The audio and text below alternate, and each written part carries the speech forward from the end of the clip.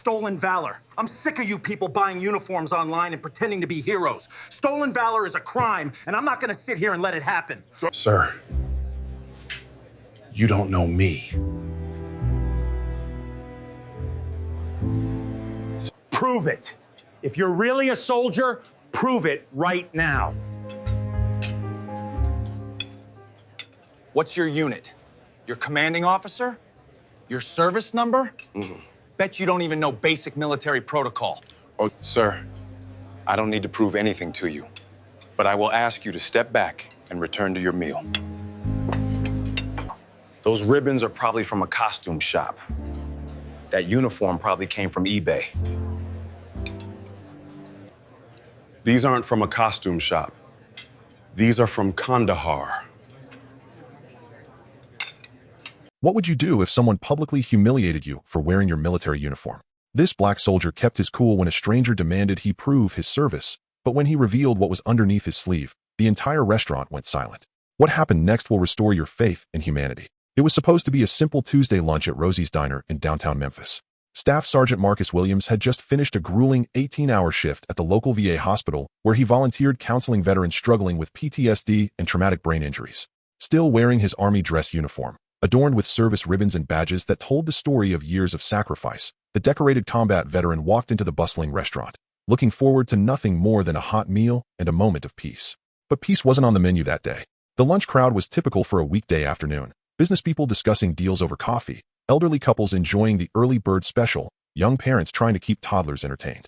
The aroma of fresh-baked pie and sizzling burgers filled the air. Classic rock played softly from overhead speakers. Everything seemed normal, comfortable, safe. As Marcus waited to be seated near the front entrance, a middle-aged man in an expensive tailored suit, later identified as Richard Knowles, a local businessman who owned several car dealerships in the area, locked eyes with him from across the room. The sneer on Richard's face was unmistakable, twisted with contempt and suspicion. He studied Marcus from head to toe with the kind of judgment that makes your skin crawl. Richard stood up abruptly, his chair scraping loudly against the checkered tile floor, drawing the attention of nearby diners. His lunch companions looked confused, uncertain why their meal was being interrupted. Stolen valor, Richard announced loudly, his voice cutting through every conversation in the restaurant like a knife. He pointed an accusing finger directly at Marcus. I'm sick of you people buying uniforms online and pretending to be heroes. Stolen valor is a crime, and I'm not going to sit here and let it happen. The restaurant fell into immediate, uncomfortable silence. Forks stopped midair. Conversations died mid-sentence. Coffee cups paused at lips. All eyes turned to the unfolding drama, phones already emerging from pockets and purses. Marcus stood there in the entrance, his jaw tight, hands clenched at his sides. He'd faced enemy fire in the mountains of Afghanistan, survived 2 IED explosions that left him with permanent hearing damage and chronic pain, and earned a Purple Heart along with a Bronze Star for valor. But nothing quite prepared you for being called a fraud, a fake, a liar in front of dozens of strangers in your own hometown. Richard strutted toward Marcus with the confidence of someone who'd never been challenged in his life, someone who'd always had the last word, the final say, the power in every room he entered. His voice dripped with contempt as he got closer, his cologne overpowering, his presence invasive. Prove it, Richard demanded. Now just inches from Marcus's face, close enough that Marcus could see the red veins in his eyes, smell the whiskey on his breath from his liquid lunch. If you're really a soldier, prove it right now. What's your unit? Your commanding officer? Your service number? What battles have you fought in? But you don't even know basic military protocol. Marcus took a deep breath, drawing on years of military discipline and training. He could feel the weight of every eye in that restaurant. Some faces showed genuine sympathy, others morbid curiosity, and a few, shamefully, nodded in agreement with Richard, their own prejudices and suspicions validating the confrontation. The young waitress who was about to seat Marcus stood frozen near the hostess stand, her menu clutched to her chest like a shield, her wide eyes darting between the two men, unsure what to do, afraid to intervene. Sir, I don't need to prove anything to you, Marcus said calmly, his voice steady despite the rage building inside him like a volcano ready to erupt. His military training kicked in. Maintain composure, assess the threat, protect civilians, de-escalate when possible. But I will ask you to step back and return to your meal. There it is. Richard laughed mockingly, turning to address the crowd like a prosecutor making his closing argument to a jury. He can't prove it because it's fake. Those ribbons are probably from a costume shop. That uniform probably came from eBay. I've seen enough stolen valor cases online to know one when I see it. My father was a real veteran, fought in Vietnam, and he would be disgusted by this display. Someone call the police. This is a federal offense. A few people pulled out their phones, but not to call the police. They were recording. This moment, this confrontation, was about to go viral, one way or another. Marcus could walk away right now, Let this ignorant man have his moment of false superiority, preserve his dignity by refusing to engage with someone so determined to humiliate him. He could simply leave, find another restaurant, another peaceful moment. But something in him decided, not today, not this time. Too many veterans had been disrespected, dismissed, and degraded. The line had to be drawn somewhere. What happened next would be replayed millions of times across social media platforms around the world. Marcus remained perfectly still for a long moment, his eyes never leaving Richard's face. The restaurant seemed to hold its collective breath. You could have heard a pin drop on the tile floor. Then, slowly and deliberately, with the precise movements of someone who'd performed countless military drills, Marcus began rolling up his left sleeve. The fabric moved inch by inch, revealing what lay beneath in agonizing, dramatic detail. First came the scars, thick, jagged lines from shrapnel wounds that painted a brutal roadmap of combat across his dark skin. Puckered tissue where metal fragments had torn through muscle and tendon.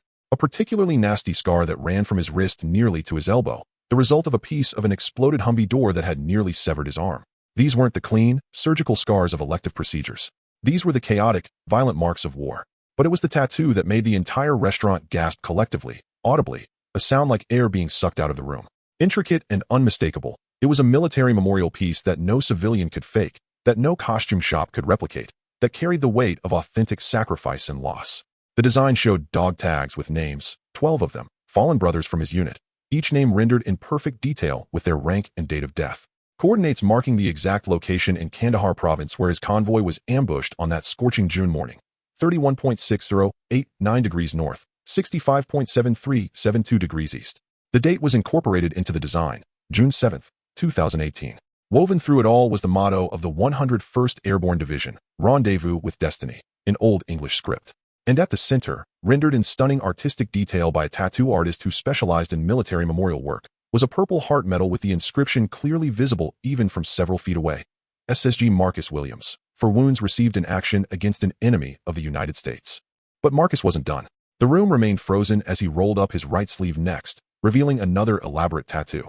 This one showed a battlefield cross, the haunting symbol used to honor fallen soldiers, an inverted rifle with boots positioned at its base and a helmet resting on top. Surrounding it were red poppies, the international symbol of military sacrifice, and the names of 12 soldiers.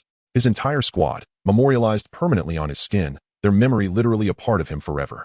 The silence in that restaurant was deafening, oppressive, heavy with shame and realization. Richard's face drained of all color, transforming from smug superiority to horrified realization in mere seconds. His mouth opened and closed like a fish out of water, words failing him for the first time probably in his entire privileged life. His hands began to shake visibly. He took an involuntary step backward, nearly tripping over his own expensive Italian leather shoes. Before Richard could stammer an apology or make excuses, an elderly man stood up slowly from a corner booth. He was wearing a faded Vietnam veteran's cap adorned with pins from various campaigns, and walked with a wooden cane, each step deliberate and painful. His weathered face bore the lines of someone who'd seen too much, survived too much.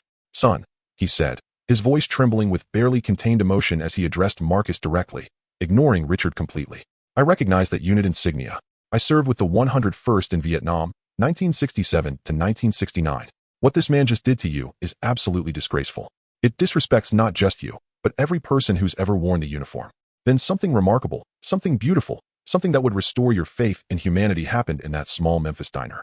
A woman stood up from her table, tears streaming down her face. She identified herself as Sarah Martinez, a Gold Star mother who'd lost her only son, Lance Corporal David Martinez, in Fallujah, Iraq in 2006.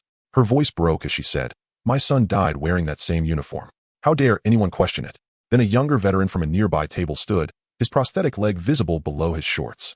Then another veteran, this one with a service dog. Then a retired Navy nurse. One by one, like dominoes of respect and solidarity, veterans and military families throughout the restaurant stood up, creating a wall of recognition and honor around Marcus. Some saluted. Some placed their hands over their hearts. Some simply stood in silent reverence. The restaurant manager, a former Marine named Tom Rodriguez who'd served 2 tours in Iraq, approached Richard with barely contained fury, his jaw clenched, his fists tight at his sides. "Sir, you need to leave. Now. And you're permanently banned from this establishment. We have a strict policy. We honor all veterans here, and we don't tolerate discrimination of any kind." Richard tried to speak, to apologize, to backtrack, stammering about misunderstandings and good intentions, but the damage was catastrophically done. As he gathered his belongings with shaking hands, the entire restaurant broke into spontaneous, thunderous applause. The video clips from that day went explosively viral within hours, accumulating over 47 million views across TikTok, Twitter, Facebook, Instagram, and YouTube. News outlets from CNN to local stations picked up the story. Marcus's name trended worldwide. Richard Knowles issued a public apology on his company's social media, but the internet is unforgiving. His businesses faced immediate consequences. Within a week, his company's board asked him to step down as CEO after veterans organizations organized massive boycotts. 3 of his car dealerships closed within months. But the real story, the important story, isn't about Richard's downfall or public shaming. It's about what Marcus did with his unexpected platform and viral fame. Instead of seeking revenge or dwelling on the humiliation, he channeled the experience into purpose. He used his sudden international recognition to launch a foundation called Prove It that provides completely free legal assistance to veterans facing actual stolen valor accusations, helps combat veterans deal with public discrimination, and offers counseling services for soldiers struggling with the transition to civilian life. Within 6 months, the foundation had helped over 200 veterans and raised more than $2 million. Corporate sponsors lined up to support the cause. Other veterans came forward with their own stories of discrimination, creating a movement of awareness and change. In an emotional interview on national television later, Marcus said something that resonated with millions. That man didn't hurt me. I've survived far worse than words in a restaurant. I've survived bullets and bombs and watching my brothers die in my arms. But his ignorance hurt every veteran who's ever been doubted, every soldier who's been disrespected while wearing the uniform they bled for, every family member who's watched their loved one come home, changed forever. That tattoo doesn't just show my scars. It shows the price of service that most people will never understand or appreciate. Rosie's Diner experienced its own transformation. The restaurant now has a special corner booth reserved permanently for active duty military and veterans. It's called Marcus's Table, adorned with a bronze plaque telling the story. Meals there are always free for those who serve, and the walls surrounding it display photos and stories of local veterans. The diner became a community gathering place for military families, a safe space where service is always recognized and respected. Marcus still volunteers at the VA hospital, still wears his uniform with pride, still carries the weight of those 12 names tattooed on his arms. This story isn't just about one confrontation in a restaurant. It's about respect, redemption, dignity, and the invisible scars our service members carry every single day. Marcus didn't just prove his service that day. He proved that dignity, composure, and grace under pressure are the ultimate weapons against ignorance and prejudice. He turned a moment of humiliation into a movement of change. If this story moved you, if it made you think, if it touched your heart, smash that like button right now and share it with someone who needs to hear it today.